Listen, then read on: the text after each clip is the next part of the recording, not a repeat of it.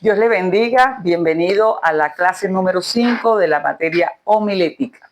Vamos a estar viendo la estructura del sermón. La semana pasada vimos lo que era el sermón y cómo iba a ser dividido. Vamos a trabajar ahora con la estructura que tiene que ver con el bosquejo. La estructura es el bosquejo del sermón. La estructura del sermón, también llamada bosquejo, es un camino lógico para la mente, y así como las direcciones tienen pasos, una estructura escoge el mejor camino para la mente de los creyentes. Entonces vemos que la estructura del sermón o el bosquejo te va a dar la dirección a donde tú debes llegar. Con un inicio, como si fueras a buscar una dirección de cualquier sitio, van a decir la avenida, el lugar, el edificio específico. Por ejemplo, cuando venimos para acá, para Chacao, estamos en el edificio Fede Camaras, pero ¿cómo llegamos? Entonces, damos una dirección, ¿verdad? Estructural. Eso va a ser el bosquejo. ¿Cuál es el propósito? Aquí hablamos de direcciones. El propósito es clarificar primeramente en la mente del que va a predicar. Primero clarificar, darle la luz para que pueda caminar y llegar al mensaje final. El oyente entiende mejor la verdad del pasaje por medio del camino a la verdad que desarrollamos. Nosotros vamos a dar una estructura paso a paso para que la persona se pueda apropiar de esa verdad y luego aplicarla a su vida. También es clarificar partes del sermón en la mente y el ojo del predicador. No solamente la persona, el oyente, la audiencia, sino también el predicador. Que muchas veces el predicador empieza a predicar un tema y termina con otro. Entonces la gente sale completamente perdida porque no sabe cuál es la verdad central que se está dando o qué es lo que quiere proponer el predicador. Vamos a hablar de los tipos de estructuras homiléticas. Tenemos una estructura lógica, tenemos estructura secuencial y la estructura visual. Cuando hablamos de una estructura lógica, es el tipo de estructura que se usa con más frecuencia, va a mostrar el desarrollo lógico y estructural del pensamiento del pasaje. Esto quiere decir que va a tener una idea central, un objetivo de manera lógica. Luego vemos la estructura secuencial. El tipo de estructura no muestra el desarrollo lógico de un pasaje, sino su desarrollo cronológico. Es decir, va a empezar con fecha. Por lo menos en el caso de Jesús, bueno, nació con una fecha específica, un momento específico, fue anunciado, después nace, después es bautizado, después pasa por el proceso de su pasión, muere y luego resucita. Eso es una historia, una estructura secuencial, desde el inicio hasta el final. ¿Okay? La estructura visual, eso también se puede llamar estructura de imagen o dibujo. Este bosquejo describe algo muy visual de tal forma que los oyentes fácilmente pueden identificarse con este y además ayuda al fácil recuerdo. Entonces, cuando, por ejemplo, en el caso de Jesucristo utilizó esta lógica, ¿verdad? Visual, decía el buen pastor, es como el pastor hablaba de las ovejas, hablaba de la perla. Cuando hablaba de perla, ya la gente sabía lo que era una perla, lo que era un redil, lo que era el callado. Okay, entonces lo que hace es nombrarlo y la persona se hace una imagen visual de lo que el predicador quiere decir. Ejemplos de las estructuras. Vamos a ver aquí 3 ejemplos de la estructura lógica, secuencial y la estructura visual. En el caso de la estructura lógica dice, confía en Dios. Ese es el título del sermón, de la predicación. Confía en Dios. Entonces fíjense cómo él presenta la estructura de este bosquejo. Dice, deberíamos confiar en Dios porque su naturaleza es amorosa, porque Dios es amor, deberíamos confiar. Deberíamos confiar en Dios porque su naturaleza es omnisciente. El amor versus el mal informado, por ejemplo. Y deberíamos confiar en Dios porque su naturaleza es omnipotente. Entonces hablamos aquí, primero el primer paso, lógico, debemos confiar en Dios porque Él nos ama. ¿Por qué además debemos confiar? Porque Él es omnipotente, tiene todo el poder y además tiene toda la sabiduría. Por eso se le dice a esto una estructura lógica. Luego vamos a la estructura secuencial. Si vamos con el mismo título, confía en Dios, si tú vas a hacer una estructura, un bosquejo secuencial, tienes que presentar por lo menos este esquema. Dice, porque Dios ofrece salvación, debemos venir a Cristo. Porque Dios ofrece salvación, debemos permanecer en Cristo. porque Dios ofrece salvación, debemos testificar de Cristo. ¿Cuál es la secuencia aquí? Primero venir a Cristo, luego permanecer en Cristo y luego testificar. Ahí se ve una secuencia. No puedes testificar si no vienes a Cristo. Entonces hablamos de una secuencia del texto. Y la estructura visual dice, si quieres ser un pescador de hombres efectivos, primero debes tener una carnada atractiva. Ya la gente se hace la imagen visual de que es una carnada atractiva.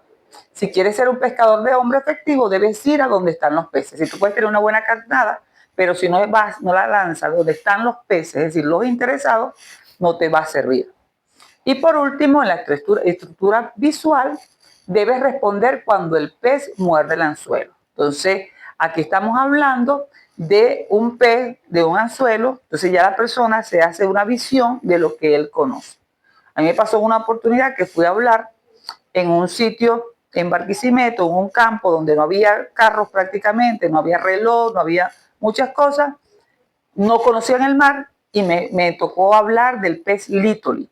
Lítoli era una historia donde el pececito era valiente y se defendía de un pez muy grande, pero yo no supe hacer la adecuación para ese lugar. Los niños no conocían el mar, ni siquiera había ríos cerca, entonces ¿cómo le iba a hablar de un pez? Entonces nosotros tenemos que adecuar nuestra predicación, el mensaje, según la cultura, el lugar donde estamos.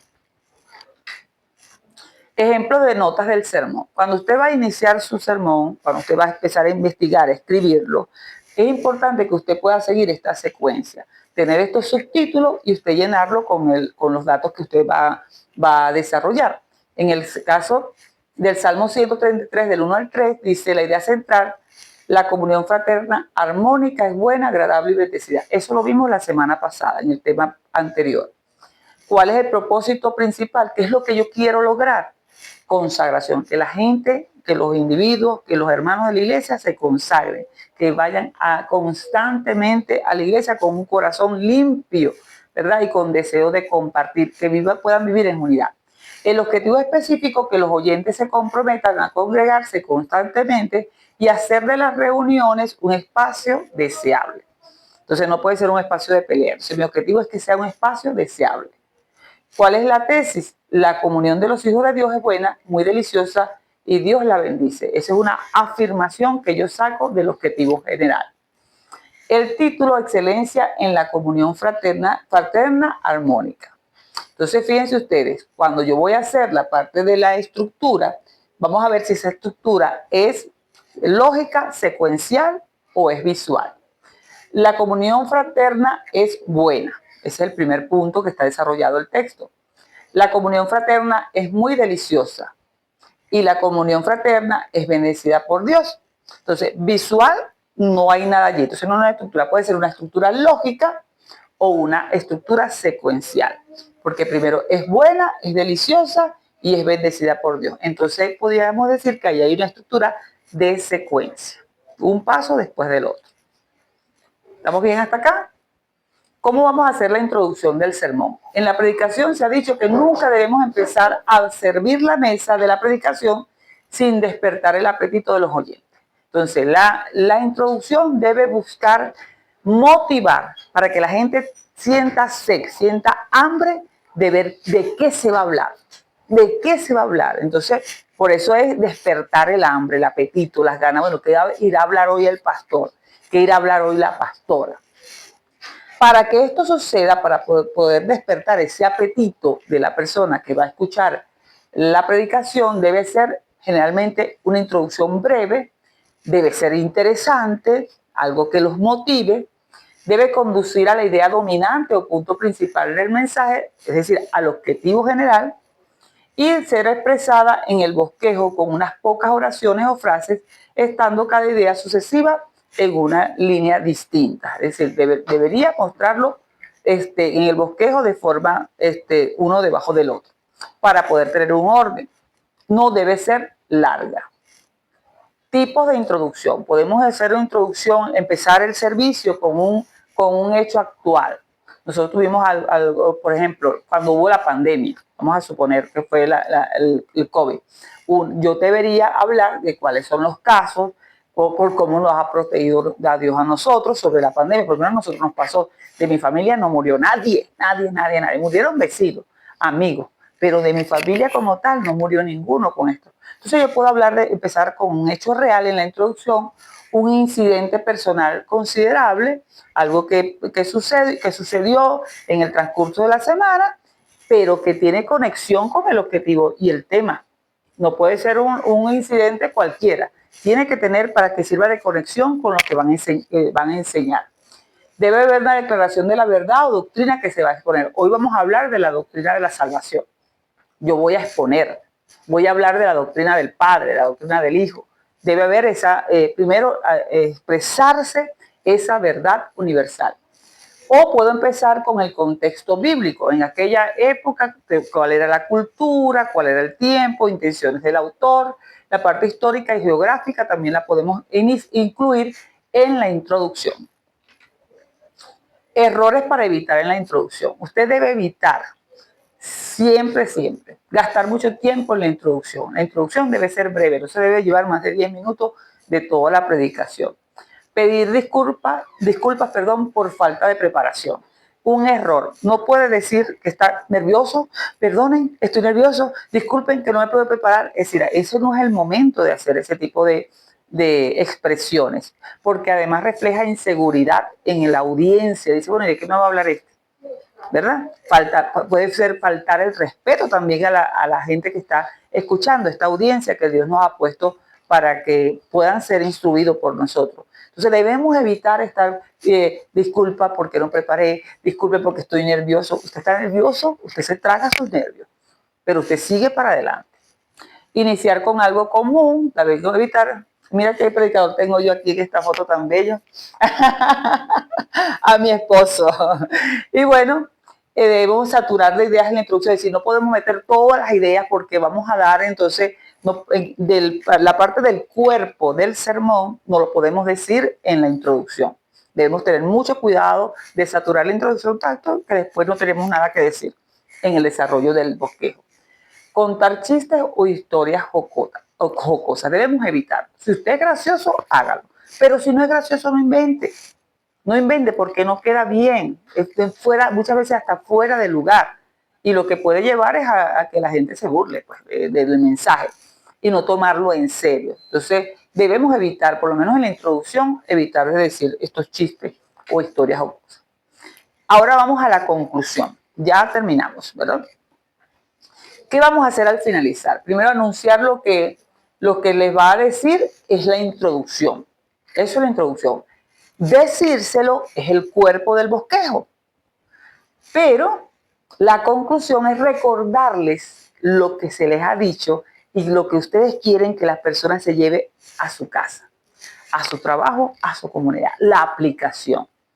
Entonces recordamos acá, entonces vemos que estas son las partes del sermón, que es introducción, cuerpo y la conclusión. Ya estamos en la conclusión. La conclusión es el tiempo cuando usted resume lo que ha dicho en el mensaje y pide un compromiso o una respuesta, una acción que va a ejecutar la persona que recibió el mensaje durante la semana. ¿Ok? ¿Cuáles son los tipos de conclusiones? Puede hacer un repaso, resumen de los puntos o ideas del sermón. Si usted lo distribuyó en 3 puntos, hace un resumen de esto breve, solamente el título.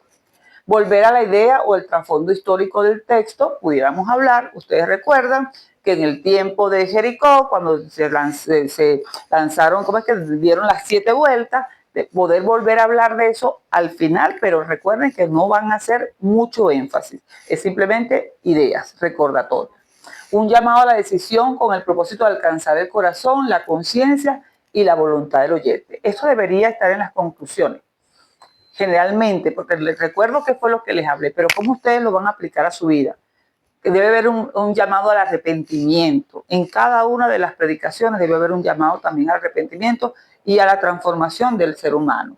Motivar al oyente a creer, a que tomen y hagan algo para Dios durante esa semana, que eso no sirva ser un mensaje más, sino que ¿para qué lo voy a usar? ¿Qué parte de Dios no conozco y voy a conocer esta semana? Despertar el interés en el que está escuchando. Debe haber una ilustración impactante que se ha venido trabajando en el texto. Si usted toma una ilustración, retómela en la conclusión. Si utilizó un objeto, retómelo en la conclusión. Si utilizó una imagen, vuelva a mostrarla para que puedan hacer una conexión cerebral en su cerebro del inicio con el cierre de la predicación. Entonces, esto es importante cuanto a los tipos. Errores en la conclusión, no cometa estos errores, no introduzca nuevas ideas. De lo que usted habló, eso es lo que va a repetir allí.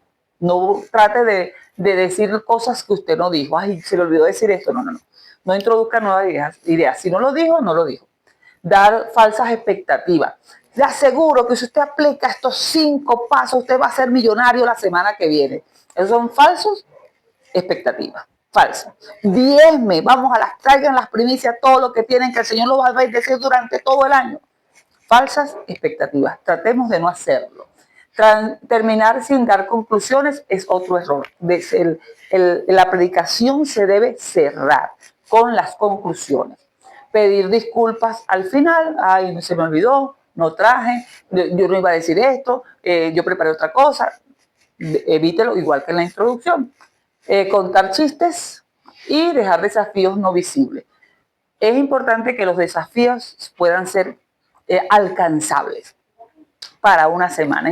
Durante esta semana vamos a aplicar esto en la vida, esto que aprendimos. Y el pastor debería preguntar el siguiente domingo, el siguiente servicio, si lo hicieron. Ustedes, el tema era perdón. ¿Lograron perdonar a alguien? O por lo menos alguien dijo, Señor, no puedo perdonar, pero ayúdame. Es importante que nosotros dejemos esos desafíos que sean visibles, que se puedan cumplir, que sean reales. Bueno, muchas gracias por su atención. Dios le bendiga.